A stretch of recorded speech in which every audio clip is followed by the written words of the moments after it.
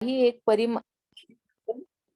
अस, अस, असले पाहिजे की ज्यांच्यामुळे तो आपल्या चांगल्या अथवा वाईट वर्तवणुकीचे मोजमाप करू शकेल आणि माझ्या शिकवणुकीप्रमाणेच शिकवणुकीप्रमाणे हीच 5 तत्वे किंवा शिले माणसाच्या चांगल्या अथवा वाईट कृतीचे मोजमाप करण्याचा मापदंड आहे. 7. जगात सर्वत्र पतित लोक असतात, परंतु पतितांचे 2 वर्ग असतात. ज्यांच्या समोर काही आदर्श आहे असे पतित आणि ज्यांच्या समोर कोणताच आदर्श नाही असे पतित. 8. ज्यांच्या समोर कोणताच आदर्श नाही अशा पतिताला आपण पतित आहोत हेच कळत नाही. त्यामुळे तो नेहमीच पतित राहतो. या उलट ज्याच्या समोर एखादा आदर्श आहे असा पतित आपल्या पतितावस्थेतून वर येण्यासाठी प्रयत्न करीत असतो. याचे कारण असे की आपण पतित आहोत हे त्याला माहीत असते.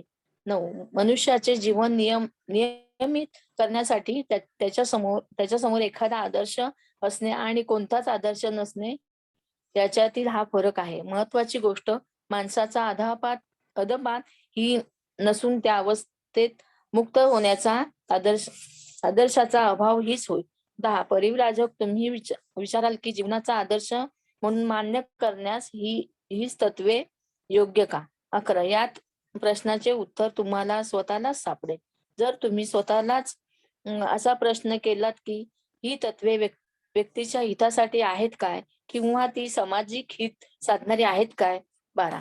जर या प्रश्नांना तुमची उत्तरे होकारात्मक असतील तर माझ्या विशुद्ध मार्गाची तत्वे जीवनाचा खरा आदर्श म्हणून मान्यता मिळवण्यास लायक आहेत. हेच त्यावरून सिद्ध होईल. 4. भगवान बुद्धाचे पहिले प्रवचन चालू. अष्टांगिक मार्ग व सदाचाराचा मार्ग. 1. नंतर भगवान बुद्धाने परिव्राजकांना अष्टांगिक मार्गाविषयी प्रवचन दिले. भगवान बुद्धाने सांगितले की अष्टांग मार्गाचे 8 घटक आहेत. अष्टांगिक मार्गाचे सर्वात पहिले महत्वाचे अंग सम्मा दिठ्ठी, सम्यक दृष्टी याच्या स्पष्टीकरणाने भगवान बुद्धाने आपल्या प्रवचनास सुरुवात केली. सम्यक दृष्टीचे महत्व समजण्याकरिता भगवान बुद्ध परिव्राजकांना म्हणाला 4. परिव्राजक हो, जग ही एक अंधार कोठडी असून मनुष्य हा तिच्यातील एक कैदी आहे, हे तुम्ही लक्षात घेतले पाहिजे. 5. ही अंधार कोठडी गडद अंधाराने भरलेली आहे. अंधार इतका आहे की कैद्याला क्वचितच काही दिसू शकेल. कैद्याला आपण कैदी आहोत हेही कळत नाही. 6. दीर्घकाळ अंधारात राहिल्यामुळे मनुष्य केवळ अंधारात आंधळा होऊन राहिलेला आहे. इतकेच नाही तर ज्याला प्रकाश म्हणतात अशी एखादी वस्तू अस्तित्वात असू शकते याबद्दल त्याला शंका वाटते. 7.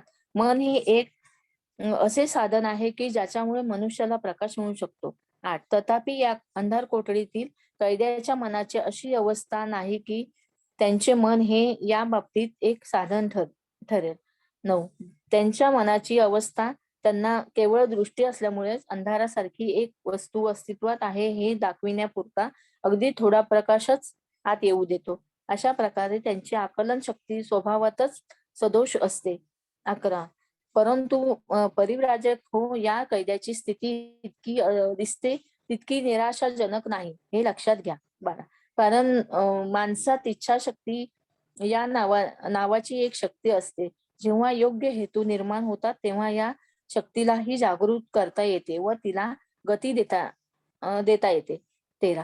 कोणत्या दिशेने इच्छाशक्तीला गती द्यावी हे पाहण्या इतकाही जरी माणसाला प्रकाश मिळाला तरी तो मनुष्य अशा प्रकारे आपल्या इच्छाशक्तीला गतिमान करू शकेल की शेवटी त्याची इच्छाशक्ती त्याला बंधमुक्त करेल. 14. अशा प्रकारे मनुष्य जरी बंधनात असला तरी तो बंधमुक्त होऊ शकेल. शेवटी स्वातंत्र्याकडे नेणारी पावले टाकण्यास तो कोणत्याही क्षणी सुरुवात करेल. 15. आपणाला पाहिजे त्या दिशेने जाण्यासाठी आपण मनाला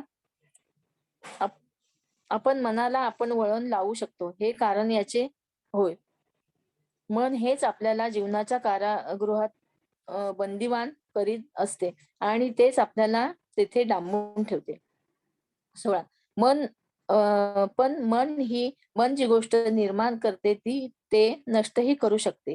जर मनाने माणसाला बंधनात टाकले असेल तर तेच मन योग्य दिशेने वळवण्यासही त्याला बंधनमुक्तही करू शकते. 17 सम्यक दृष्टीने जे करू शकते ते हेच होय. 18 सम्यक दृष्टीचा अंतिम उद्देश काय आहे? परिव्राजकांनी विचारले. भगवान बुद्धाने उत्तर दिले, अविद्येचा विनाश हा सम्यक दृष्टीचा उद्देश आहे. सम्यक दृष्टी ही मिथ्या दृष्टीच्या अगदी उलट आहे.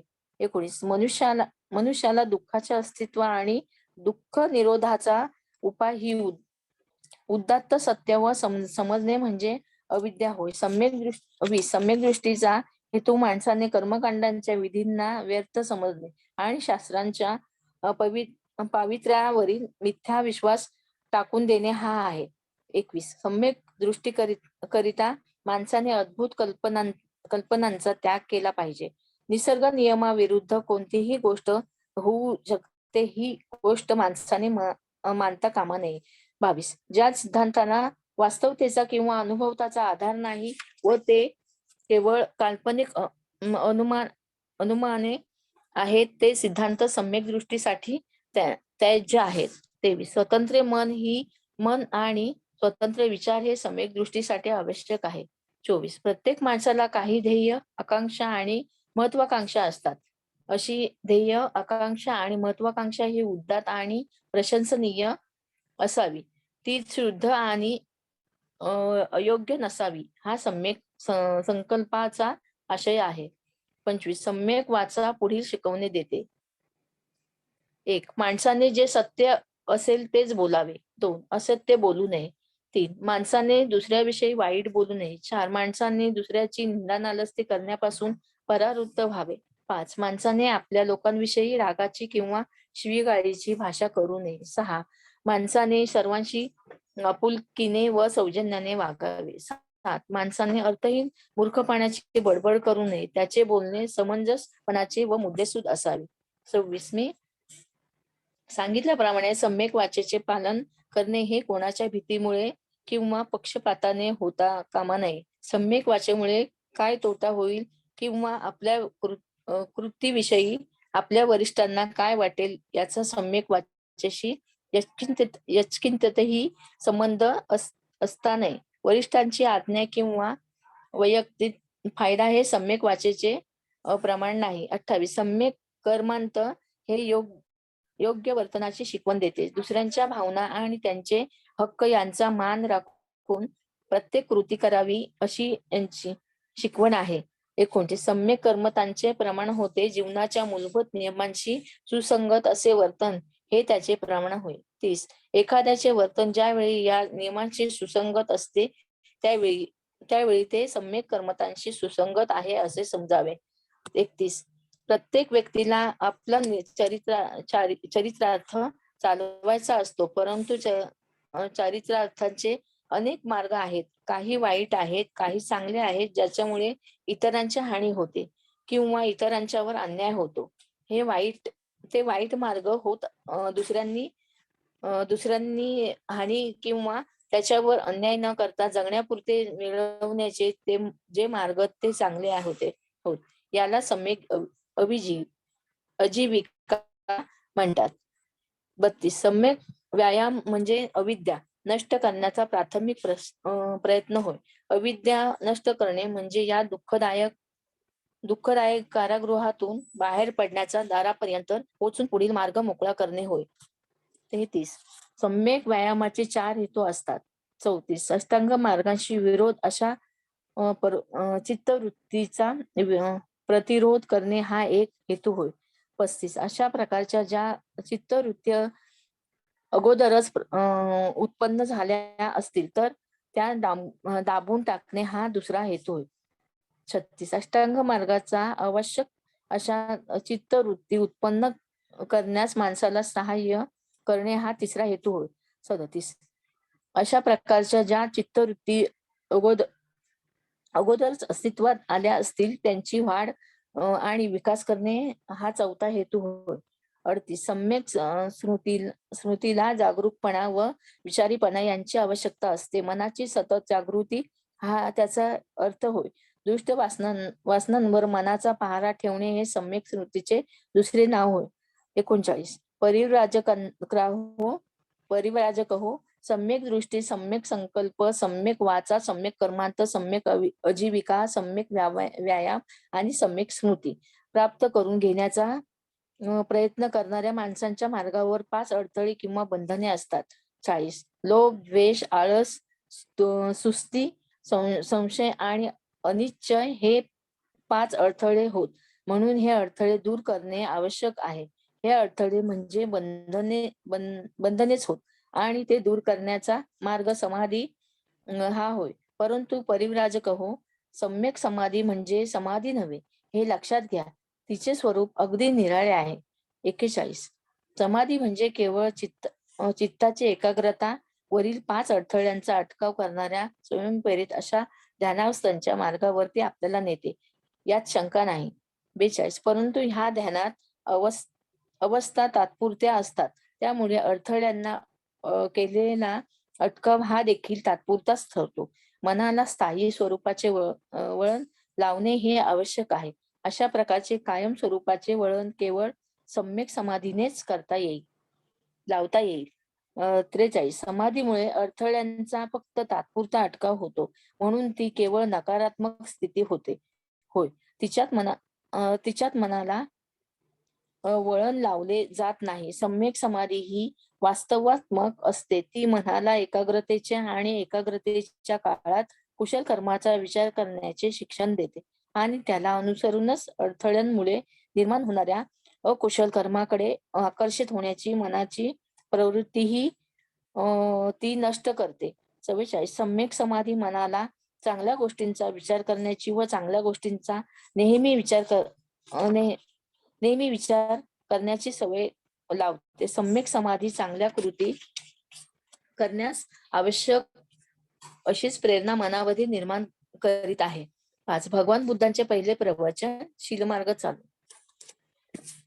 1 नंतर भगवान बुद्धाने परिव्राजकांना शीलमार्ग तथा सद्गुणांचा मार्ग समजावून सांगितला. 2 त्याने त्यांना सांगितले की शीलमार्ग म्हणजे पुढील गुणांचे पालन करणे होय.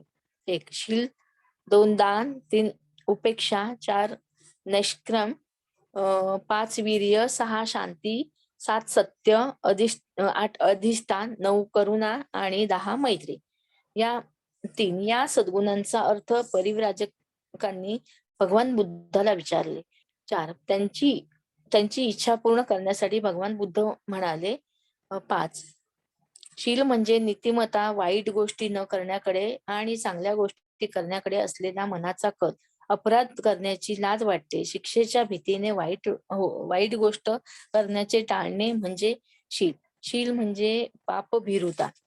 6 नैष्क्रम्य म्हणजे ऐहिक सुखाचा त्याग. 7 स्वार्थाची किंवा परतफेडीचा उपेक्षा न करता दुसऱ्याच्या भल्यासाठी स्वतःची मालमत्ता, रक्त आणि देह हे अर्पण करणे इतकेच नव्हे तर प्राणत्याग करणे म्हणजेच दान होय. 8 वीर्य म्हणजे योग्य कंसात सम्यक प्रयत्न हाती घेतलेल्या योग्य प्रयत्न हाती घेतलेल्या काम यत्किंचितही माघार न घेता अंगी असलेला सर्व सामर्थ्य निशी पूर्ण करणे म्हणजे वीर्य.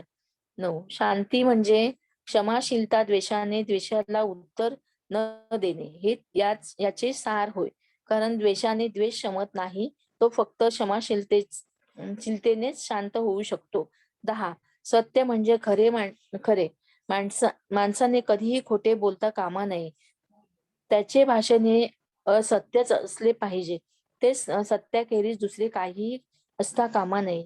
11 अधिष्ठान म्हणजे ध्येय गाठण्याचा दृढ निश्चय. 12 करुणा म्हणजे सर्व विषयीची पूर्णपणे प्रेमपूर्ण दयाशीलता. 13 मैत्री म्हणजे सर्व प्राण्यांविषयी मित्राविषयीच नव्हे तर शत्रूविषयी देखील, मनुष्य प्राण्यांविषयीच नव्हे तर सर्व जीव मात्राविषयी बंधुभाव बाळगणे. 14 उपेक्षा म्हणजे औदासीन्याहून निराळी अशी अलिप्तता, अनासक्ती, आवड किंवा नावड नसलेली ही एक मनाची स्थिती होय. फलप्राप्तीने विचलित न होणे परंतु निरपेक्षतेने सतत प्रयत्न करीत राहणे म्हणजेच उपेक्षा. 15 आपल्या कृतीनुसार प्रत्येकाने या सद्गुणांचे पालन केले पाहिजे. म्हणूनच त्यांना पारमिता असे म्हणतात. 6 भगवान बुद्धाचे पहिले प्रवचन पूर्ण. बुद्धाने आपला धम्म आणि त्यातील सर्व विषय समजावून सांगितल्यानंतर परिव्राजकांना विचारले. 2 व्यक्तिगत शुद्धी हा जगातील चांगल्या गोष्टींचा पाया नाही काय? त्यांनी उत्तर दिले, आपण म्हणता ते बरोबर आहे. नंतर बुद्धाने विचारले, लोभ, क्रोध, अज्ञान, प्राणहत्या, चौर्य, व्यभिचार आणि खोटे बोलणे यामुळे व्यक्तिगत शुद्धीचा पाया ढासळत नाही काय? या वाईट गोष्टींवर ताबा ठेवता यावा म्हणून व्यक्तिगत शुद्धीकरिता चारित्र्याचे सामर्थ्य वाढवणे आवश्यक नाही, नाही काय? माणसामध्ये जर व्यक्तिगत शुद्धी नसेल तर तो चांगल्या गोष्टी करण्यास साधनभूत कसा होऊ शकेल? आणि परिव्राजकांनी उत्तर दिले उत्तर दिले, आपण म्हणता ते तसेच आहे. 4 आणखी असे की दुसऱ्यांना गुलाम करण्यात किंवा त्यांच्यावर सत्ता गाजविण्यात लोकांना हरकत का वाटत नाही? दुसऱ्यांचे जीवन सुखी करण्यास त्यांना काही का वाटत नाही? माणसे एकमेकांशी सदाचाराने वागत नाही हेच हेच त्याचे कारण नव्हे काय? आणि परिव्राजक उतरले, बरोबर आहे. जर प्रत्येकाने अष्टांग मार्गाचा सम्यक दृष्टी, सम्यक संकल्प, सम्यक वाचा, सम्यक आजीविका, सम्यक कर्मांत, सम्यक व्यायाम, सम्यक स्मृती आणि सम्यक समाधी यांचा थोडक्यात सदाचार मार्गाचा अवलंब केला तर एक माणूस दुसऱ्या माणसावर करीत असलेला अन्याय आणि अमानुषपणा दूर होणार नाही काय? त्यावर ते म्हणाले, हो. 6 शील किंवा सद्गुणांच्या मार्गाचा उल्लेख करून बुद्धाने विचारले, गरजू आणि गरीब लोकांचे दुःख नाहीसे करण्यासाठी आणि सर्व लोकांचे कल्याण करण्यासाठी दान आवश्यक नाही काय? जेथे दारिद्र्य आणि दुःख आहे तेथे लक्ष पुरवून ते दूर करण्यासाठी करुणा आवश्यक नाही काय? निस्वार्थीपणे करावयाच्या कार्यासाठी निष्काम भावाची आवश्यकता नाही काय? वैयक्तिक लाभ होत नसला तरी सतत प्रयत्नशील राहण्यासाठी उपेक्षा आवश्यक नाही काय? 7 माणसावर प्रेम करणे आवश्यक नाही काय? आणि ते म्हणाले, हो. 8 याच्याही पुढे जाऊन मी म्हणतो, केवळ प्रेम करणे पुरेसे नाही. खरी आवश्यकता आहे ती मैत्रीची. ती प्रेमापेक्षा जास्त व्यापक आहे. केवळ माणसाविषयीचे नव्हे तर सर्व मात्राविषयी बंधुभाव वाटणे हा मैत्रीचा अर्थ आहे. मानवापुरती मर्यादित नाही अशा प्रकारची मैत्री आवश्यक नाही काय? आपले मन निःपक्षपाती, मोकळे, प्रत्येकावर प्रेम करणारे आणि कुणाचाही द्वेष न करणारे असे असावे म्हणून आपण स्वतःला जो आनंद हवा असतो तोच आनंद सर्व प्राणीमात्रांना मैत्री खेरीज यापेक्षा दुसऱ्या कशाने मिळू शकेल? 9 ते सर्व म्हणाले, होय. 10 परंतु या सर्व सद्गुणांच्या आचरणास प्रज्ञेची, बुद्धीची जोड दिली पाहिजे. 11 बुद्धाने विचारले, प्रज्ञा आवश्यक नाही काय? परिव्राजकांनी काहीच उत्तर दिले नाही. आपल्या प्रश्नाचे उत्तर देणे त्यांना भाग पाडण्यासाठी भगवान बुद्ध पुढे म्हणाले, दुष्कर्म न करणे, वाईटाचा विचार न करणे, उपजीविकेसाठी कुमार्गाचा अवलंब न करणे आणि जे वाईट आहे किंवा दुसऱ्याला दुःख देणारे आहे असे काहीही न बोलणे हे चांगल्या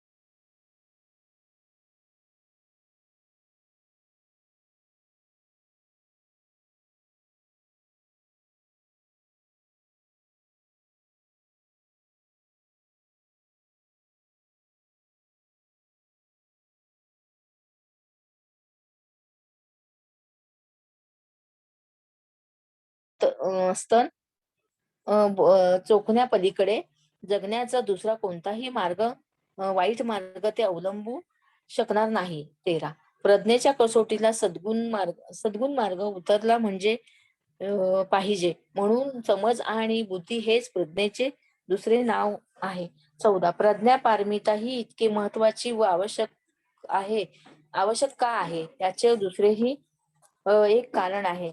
दान आवश्यक आहे म्हणून, परंतु प्रज्ञेविषयी दानाचा दुष्परिणाम होऊ शकतो.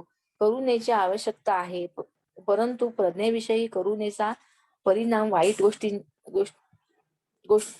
गोष्टींना आधार देण्यात होण्याचा संभव आहे. पारमितेची प्रत्येक कृती ही प्रज्ञा पारमिताच्या कसोटीला उतरली पाहिजे. शहाणपण हे प्रज्ञा पारमिताचे दुसरे नाव आहे.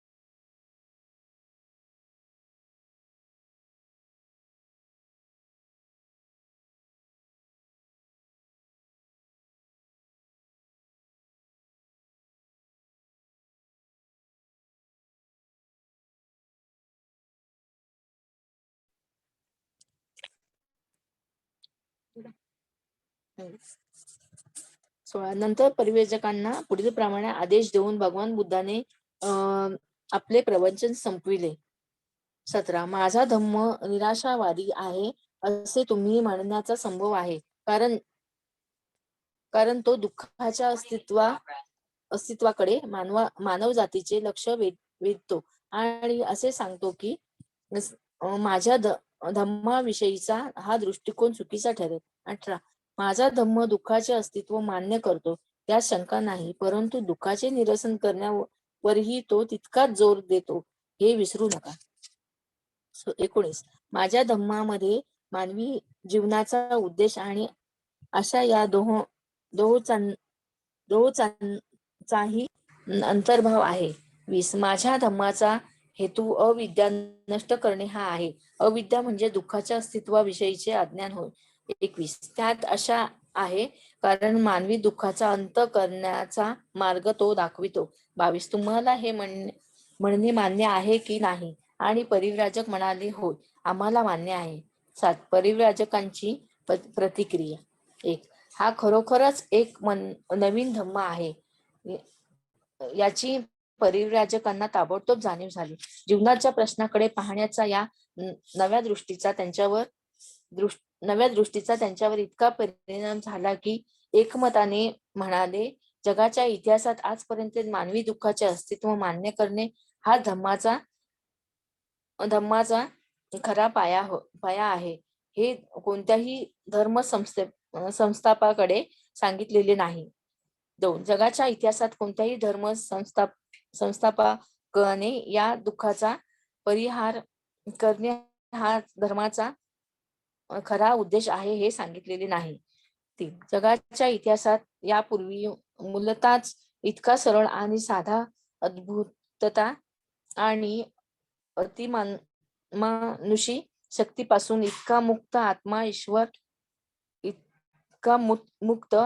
ईश्वर आणि मरणोत्तर जीवन यावरील श्रद्धेपासून इतका स्वतंत्र, इतकेच नव्हे तर अशा श्रद्धेला विरोध असणारा मुक्तीचा मार्ग कधीही पुढे मांडण्यात आला नाही. जगाच्या इतिहासात यापूर्वी कधीही अशा धर्माची योजना पुढे मांडली नाही की ज्यामध्ये दैवी साक्षात्काराला थारा नाही आणि ज्याच्या आज्ञा या ईश्वराच्या आज्ञा नसून त्या माणसाच्या सामाजिक गरजांच्या चिकित्सेपोटी निर्माण झालेल्या आहेत. जगाच्या इतिहासात मोक्ष हे असे सुखाचे वरदान आहे की जे माणसाने प्रयत्नाने व सदाचाराने वागून याच जन्मात आणि याच पृथ्वी तळावर राहून प्राप्त करायचे असते. हा मोक्षाचा अर्थ यापूर्वी कुणीही सांगितलेला नाही. 6 भगवान बुद्धाच्या नव्या धम्माचे प्रवचन ऐकल्यावर परिव्राजकांनी अशा भावना व्यक्त केल्या. जो अत्युच्च नैतिक भावनेने प्रेरित असलेला आहे आणि जो आपल्या काळातील बौद्धिक ज्ञानात तज्ञ आहे, जो एक नव्या विचारांचा प्रणेता आहे, याच जगात जीवनात विकास व आत्मसंयमन यांच्या योगाने झालेल्या आंतरिक हृदयापरी वर्ताने मुक्ती मिळू शकते. ते हे आपले तत्व विरोधी प्रवृत्तीची जाणीव असूनही बुद्धी अ, पुरसर पुढे मांडण्याचे त्यांच्या ध्येय आहे. अशा भगवान बुद्धाच्या रूपाने एक समाज सुधारक लाभला आहे, हे असे त्यांना वाटले. भगवान बुद्धाविषयी त्यांचा आदर इतका अमर्याद झाला की ते त्यास ताबडतोब शरण गेले आणि आपले शिष्य म्हणून आपला स्वीकार करावा अशी त्यांनी त्यास विनंती केली. 9 ऐहिक भिक्खूंनो हा मंत्र उच्चारून भगवान बुद्धाने त्यांना आपल्या धम्मात प्रविष्ट करून घेतले व ते पंचवर्गीय भिक्खू म्हणून पुढे ओळखले जाऊ लागले. भाग 3. उच्च कुलीन आणि पवित्र व्यक्तींची धम्मदीक्षा. 1. यशस्ची धम्मदीक्षा. 1. वाराणसी नगरात यशस या नावाचा एक राजपुत्र राहत होता. तो वयाने तरुण आणि दिसायला अत्यंत देखणा होता. तो आपल्या आई वडिलांना अत्यंत आवडता होता. त्यांच्याजवळ विपुल संपत्ती होती. त्यांच्याजवळ मोठा लवाजमा असून त्याचे अंतःपुरही मोठे होते. तो आपला सर्व वेळ फक्त नृत्य, मद्यपान आणि विलासात घालवी. 2. काही काळ लोटल्यानंतर त्या सर्वांची त्याला शिरासी आली. या गर्तेतून कसे बाहेर पडावे, असल्या जिण्यापेक्षा जीवनाचा अधिक चांगला असा एखादा मार्ग आहे काय? काय करावे हे न कळल्यामुळे आपल्या पित्याचे घर सोडून जाण्याचे त्याने ठरविले.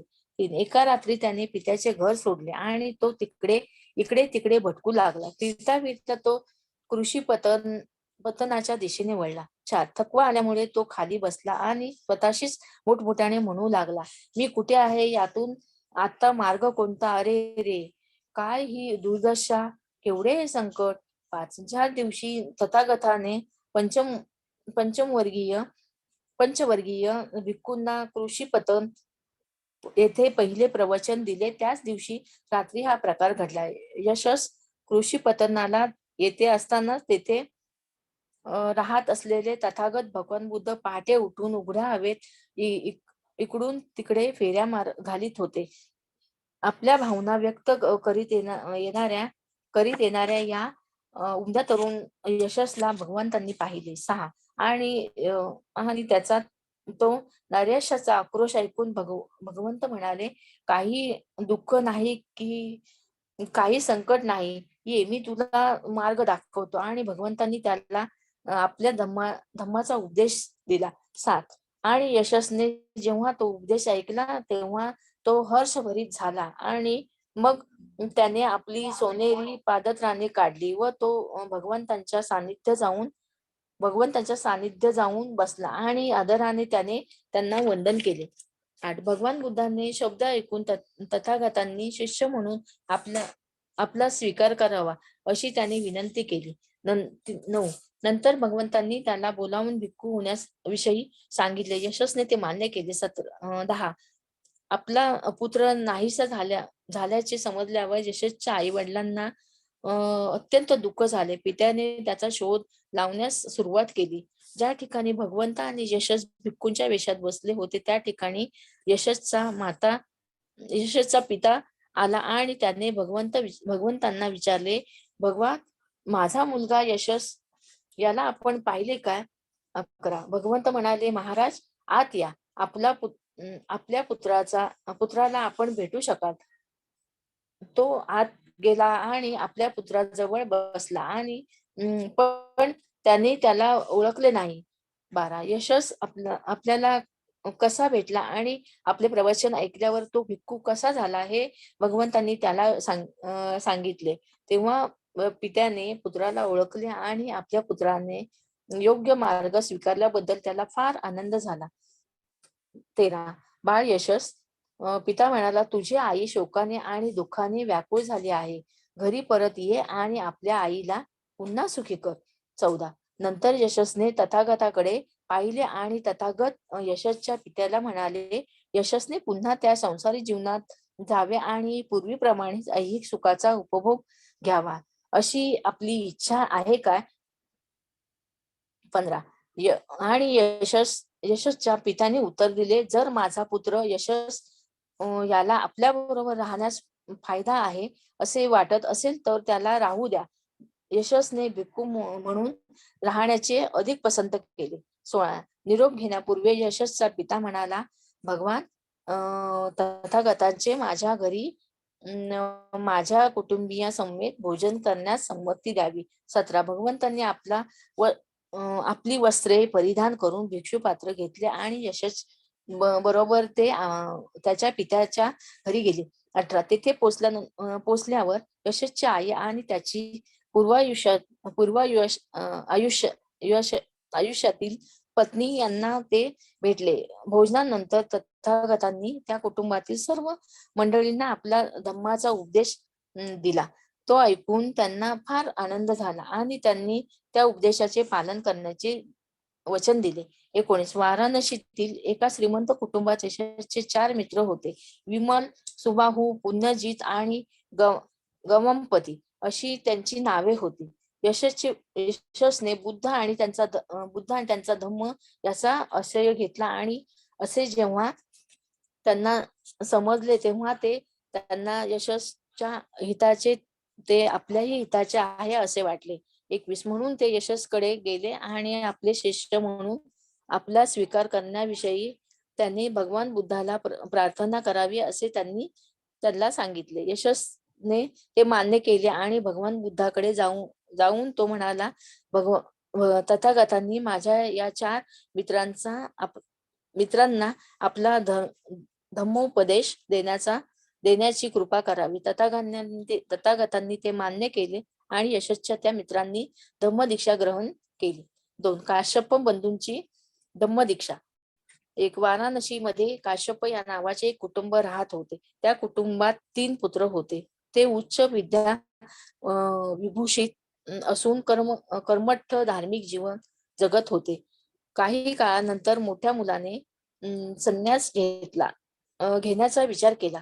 त्याप्रमाणे त्याने घर सोडले व संन्यास घेतला आणि उरुवेला येथे जाऊन त्याने आपला आश्रय स्थापन केला. त्याच्या धाकट्या 2 भावांनी त्याचे अनुकरण केले आणि तेही संन्यासी बनले. 4 ते सगळे अग्निहोत्री किंवा अग्निपूजक होते. त्यांनी लांब केस ठेवले असल्यामुळे त्यांना जटिल असे म्हणत. 5 हे 3 भाऊ उरुवेला काश्यप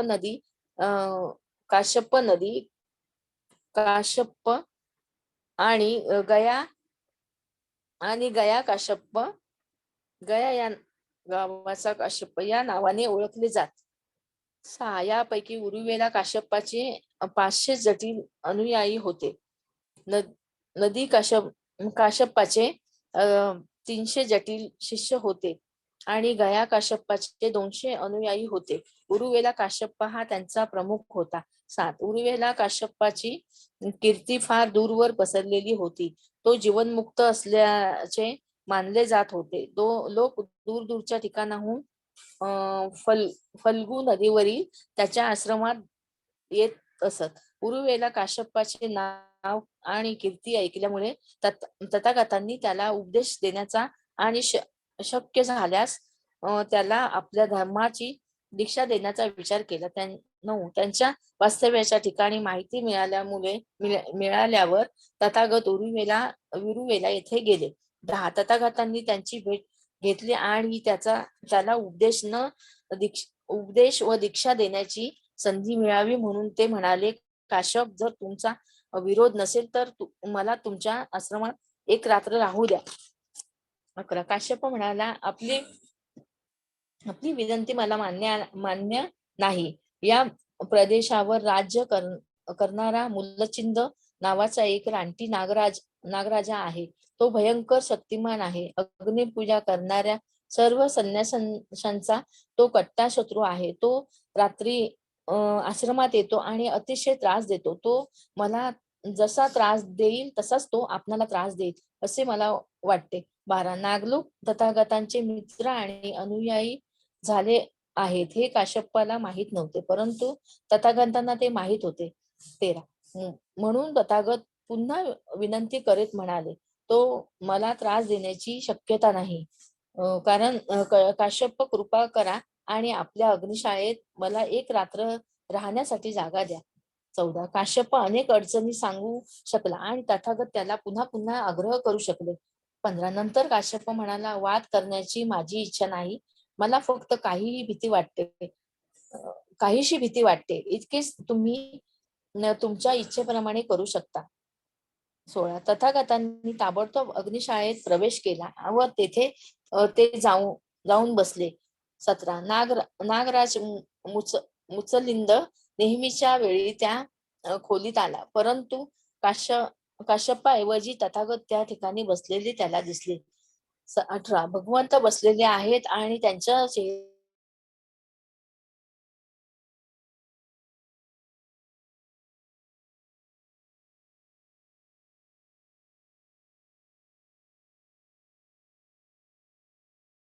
की आपण एका पूजा करू लागला. 19 आपल्या अभ्यागताचे काय झाले असेल या काळजीने अवस्थ झाल्यामुळे काश्यपाला त्या रात्री झोप लागली नाही. बहुधा त्याला भस्मसात केले असेल या शंकेनेच तो भीत उठला. 21 नंतर उजाडल्यानंतर काश्यप आणि त्याचे एकूण एक अनुयायी काय घडले असावे हे पाहण्यासाठी आले. मुचलिंदाकडून भगवंतांना काही दुखापत झालेली तर नाही, दुखापत तर त्यांना दिसली नाहीच. उलट मुचलिंद भगवंतांची पूजा करीत असल्याचे त्यांना आढळले. 21 ते दृश्य पाहून काश्यपाला वाटले की आपण एक महान चमत्कार पाहत आहोत. 22 या चमत्काराचा परिणाम होऊन काश्यपाने तथागतांना आपल्या जवळ राहण्याची आणि आश्रम स्थापन करण्याची विनंती केली. त्याची काळजी घेण्याचे त्याने आश्वासन दिले. 23 तथागतांनी तेथे राहण्याचे मान्य केले. 24 त्या दोघांचे हेतू निरनिराळे होते. काश्यपाचा हेतू मुचलिंद नागापासून आपणास संरक्षण मिळावे हा होता. तथागतांना वाटले की एके दिवशी काश्यपाला आपला धम्मोपदेश देण्याची आपल्याला संधी लाभेल. 25 पण काश्यपाने त्याविषयी काहीच अनुकूलता दाखवली नाही. तथागत केवळ चमत्कार करणारे आहेत बाकी काही नाही असे त्याला वाटले. 26 एके दिवशी आपण स्वतःच त्या बाबतीत पुढाकार घ्यावा असे तथागतांना वाटले आणि त्यांनी काश्यपाला विचारले, तुम्ही आहात काय? 27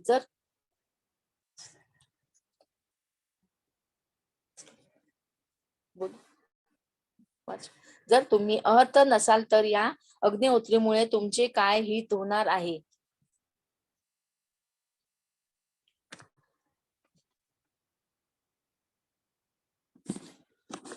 आज बुद्ध आणि त्यांचा धम्म ग्रंथाचे वाचन करण्यासाठी संधी मला प्रवर्तन ग्रुपने दिली. त्याबद्दल प्रवर्तन ग्रुपची मी खूप खूप आभारी आहे. धन्यवाद.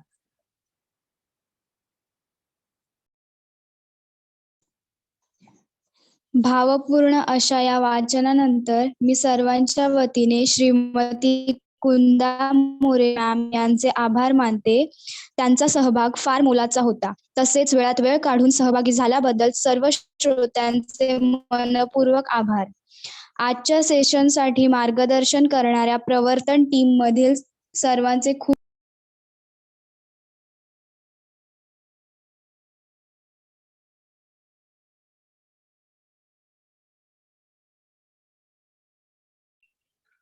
हॅलो,